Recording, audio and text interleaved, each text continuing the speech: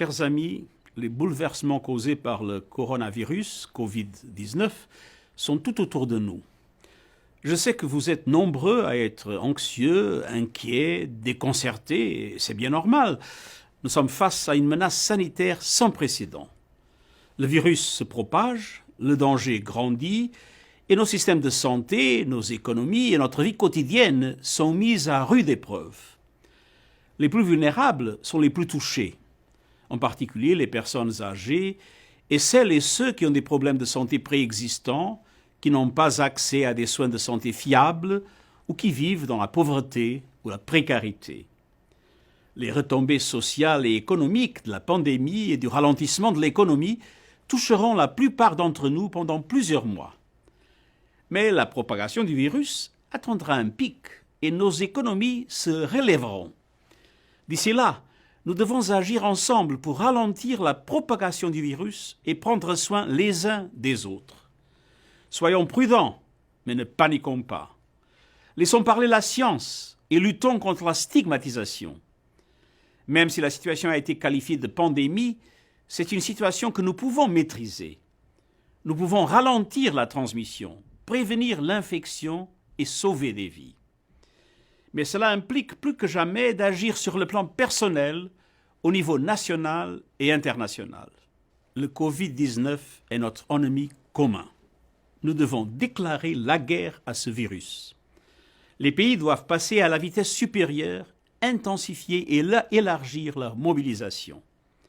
En appliquant des stratégies de confinement efficaces, en activant et en améliorant les systèmes d'intervention d'urgence, en augmentant considérablement la capacité de dépistage et les soins aux patients, en préparant les hôpitaux et en veillant à ce qu'ils aient les installations, le matériel et le personnel nécessaires, et en mettant au point des interventions médicales qui sauvent des vies. Chacun et chacune d'entre nous a aussi une responsabilité, celle de suivre les conseils médicaux et de prendre les mesures simples et pratiques que recommandent les autorités sanitaires. En plus d'être à l'origine d'une crise de santé publique, le virus est aussi un fléau pour l'économie mondiale. Les marchés financiers sont durement touchés par l'incertitude. Les chaînes d'approvisionnement mondiales sont perturbées, l'investissement et la demande des consommateurs ont chuté, et le risque de récession mondiale est réel et ne cesse de grandir. Les économistes des Nations Unies estiment que le virus pourrait coûter à l'économie mondiale au moins 1 000 milliards de dollars cette année, et peut-être encore plus. Aucun pays ne peut faire cavalier seul.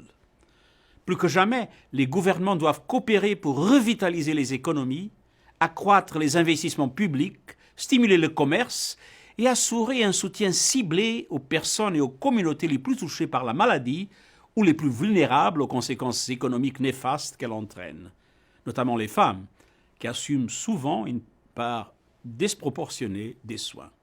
Chers amis, la pandémie met en évidence à quel point tous les êtres humains sont interdépendants. Toutes et tous, nous partageons la responsabilité de prévenir la propagation du Covid-19. Le système des Nations Unies, y compris l'Organisation mondiale de la santé, est pleinement mobilisé. En tant que membres de la famille humaine, nous travaillons 24 heures sur 24 avec les gouvernements, nous communiquons des directives internationales et nous aidons le monde à faire face à cette menace. Nous sommes tous concernés. Et c'est ensemble que nous surmonterons cela. Merci et à toutes et à tous.